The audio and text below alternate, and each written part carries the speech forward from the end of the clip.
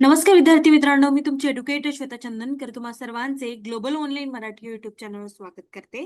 Maharashtra seat परीक्षा 2026 यासाठी आपण प्रिपेअर करतो आहोत आणि आज या व्हिडिओमध्ये आपण अभ्यासक्रमाला अनुसरून असणारे कोणते टॉपिक्स आहेत किंवा मग सिलेबस व्यतिरिक्त काय करायचं, कोणते टॉपिक्स अभ्यास करायचे ते सगळं आपण इथे जाणून घेणार आहोत. एकंदरीत आपण जेव्हा पेपर टू विषय मराठी याची जेव्हा प्रश्नपत्रिका बघतो तेव्हा आपल्याला असं लक्षात येतं की काही व्यतिरिक्त असे टॉपिक्स आहे अभ्यासक्रमाचे ज्यावर नेहमी प्रश्न विचारले जातात. जसं की संमेलने, टोपणनावे, लेखक, कादंबरी, प्रकाशन वर्ष असं सगळं आपल्याला विचारलं जातं.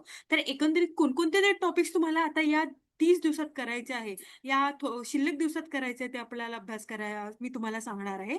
तर हा शेवटपर्यंत व्हिडिओ नक्की बघा. चला तर मग सुरुवात करूया.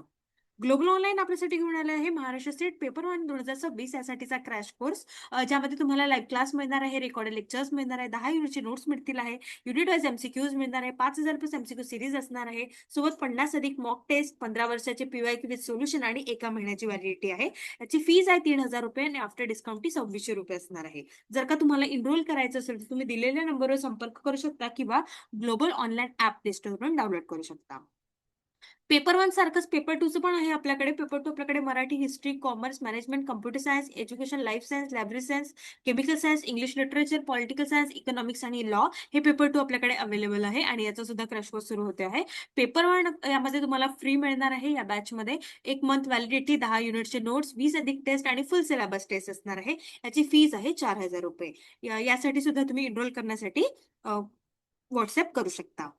चला तर मग सुरुवात करूया. एकंदरीत आपल्याला माहिती आहे 10 घटक आपल्याला आहे अभ्यासक्रमामध्ये. ते 10 घटक आपल्याला अभ्यास करायचेच आहे. पण त्याला अनुसरून कोणते असे टॉपिक्स आहेत, जे महत्त्वाचे टॉपिक्स आहेत ज्यावर नेहमी प्रश्न विचारले जातात. ते तुम्हाला मी सांगते. लेखक आणि साहित्यकृती जुळवा. हे जोड्या जुळव्यामध्ये हे 101% आपल्याला प्रश्न विचारला गेलेला आहे. तुम्ही कोणताही पीवायक्यू प्रश्न पीवायक्यू प्रश्नपत्रिका बघा, त्यामध्ये हा प्रश्न नसेल तर बघा.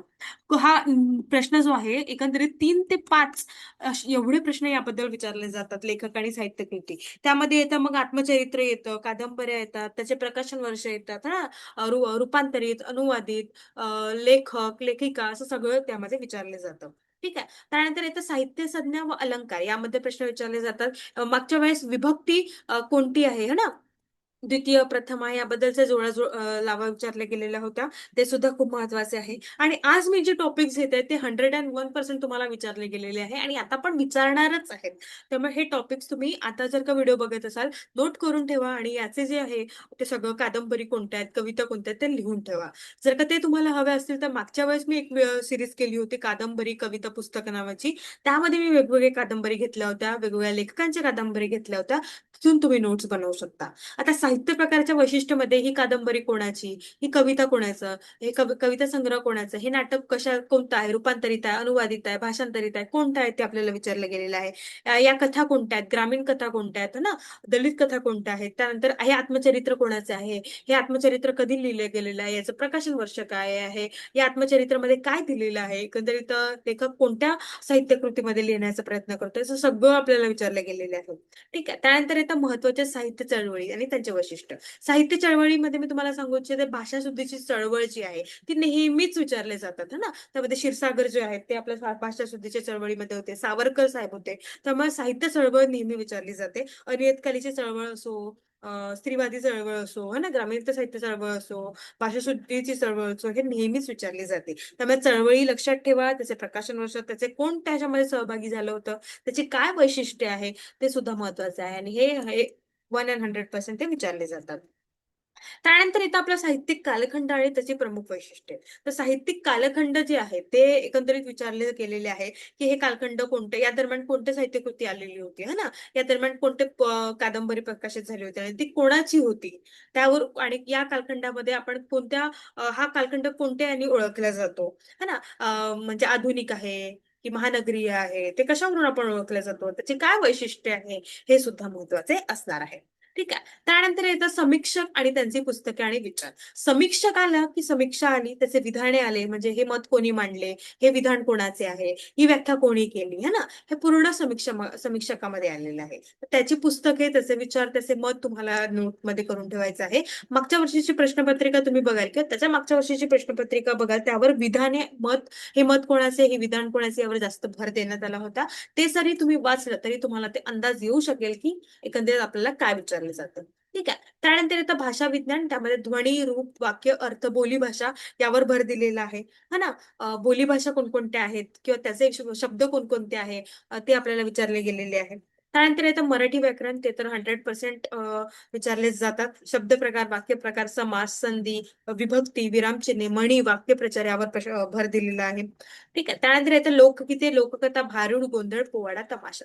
एक मागच्या वेळेस एक प्रश्न असा पद्धतीचा विचारला होता की लेखक दिलेलं होतं, है ना? तर त्याचे जे आहेत, त्यांनी कोणतं कादंबरी लिहिली, आत्मचरित्र कोणतं आहे, ललित निबंध कोणता आहे, ते आपल्याला जोड्या लावायचे होते, है ना? आणि एक जे आहे, एका याच्यात आपल्याला भारुड दिलं होतं, अभंग दिलं होतं, पोवाडा, तमाशा असे 4 दिले होते आणि यामध्ये त्यांच्या समोर दिलं होतं.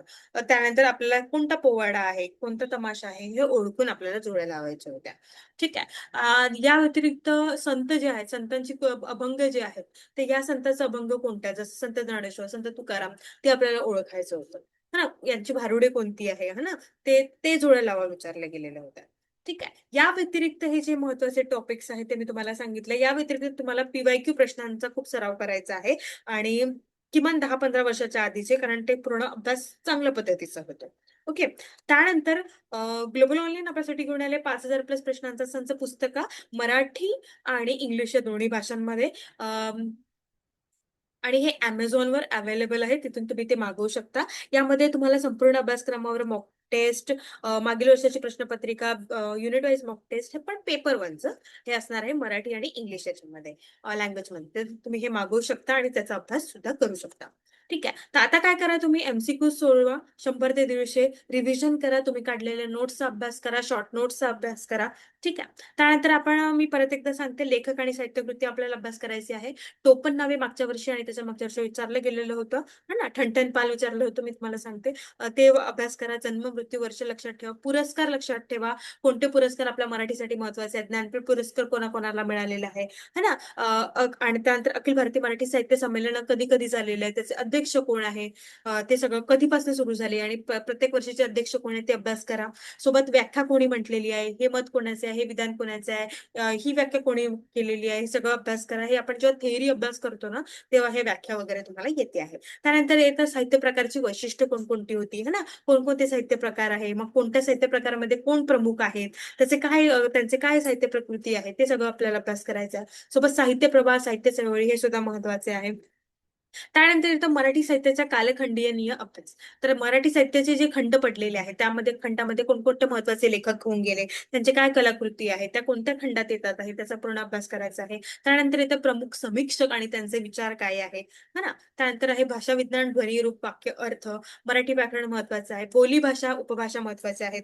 बोलीभाषा कोणत्या, उपभाषा कोणत्या, हे आपल्याला माहिती असलं पाहिजे. मराठी भाषेची उत्पत्ती आपल्याला माहिती असली पाहिजे, है ना? त्याच्या उत्पत्तीतून मराठी भाषा कशी उत्पन्न झाली, त्याच्या समकालीन भाषा कोणती होती, है ना? त्यानंतर त्याचे काय आहे, मराठीची बोलीभाषा कोणकोणत्या आहे, कोणकोणत्या क्षेत्रात त्याचे कोणकोणत्या क्षेत्र भाग आहे मराठीचे, त्यामध्ये कोणती भाषा बोलली जाते, त्याचं काय आहे, झाडी बोली आहे, है ना, विदर्भीय आहे, मग अहिराणी आहे, मग त्यामध्ये कोणते प्रमुख कवी आहे, हे सगळं आपल्याला अभ्यास करावा लागेल.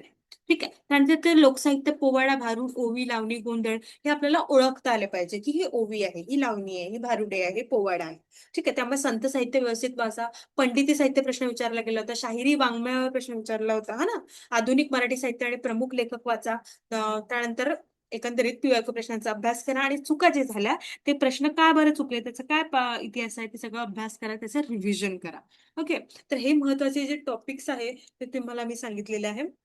अभ्यासक्रमाव्यतिरिक्त. त्यानंतर 3 तास नवीन अभ्यास करायचा, 1 तास पीवायक्यू प्रश्न द्यायचे, 1 तास रिव्हिजन आणि 30 मिनिटे हे सगळं पूर्ण नवीन जे आहे लेखक साहित्य होते त्यावर अभ्यास करायचा आहे.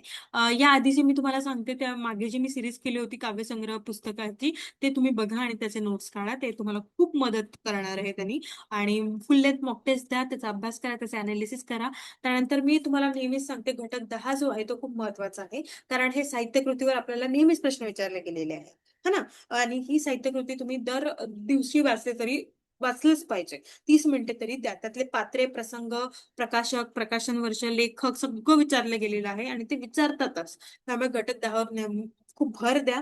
ठीक आहे. त्यामध्ये सेट परीक्षेमध्ये आपल्याला निगेटिव्ह मार्किंग नाही आहे. त्यामुळे चांगल्यात चांगले म्हणजे प्रश्न जे आहेत ते आपल्याला आले पाहिजे. नाही आले तर थोडा अंदाज बांधण्याचा प्रयत्न करा. ऑप्शन्स वरून अंदाज बांधा. प्रश्न व्यवस्थित वाचा. ठीक आहे. त्यामुळे आपल्याला नक्कीच अभ्यास होईल आहे. तर अभ्यासक्रमाव्यतिरिक्त हे टॉपिक्स तुम्हाला अभ्यास करायचे आहे, कारण यावर 101% आपल्याला प्रश्न विचारले जातात. ओके. या व्यतिरिक्त 5,000 प्लस पुस्तकांचा संच आपल्याकडे आहे पेपर 1चा. ते Amazonवर अवेलेबल आहे मराठी आणि हिंदी दोन्ही मराठी आणि इंग्लिश दोन्ही भाषांमध्ये. सोबतच आपण क्रॅश कोर्स सुरू करतो आहे. जर का तुम्हाला एनरोल करायचं असेल, तर तुम्ही दिलेल्या नंबरवर संपर्क करू शकता किंवा ग्लोबल ऑनलाईन ॲप प्ले स्टोअरवरून डाउनलोड करू शकता. थँक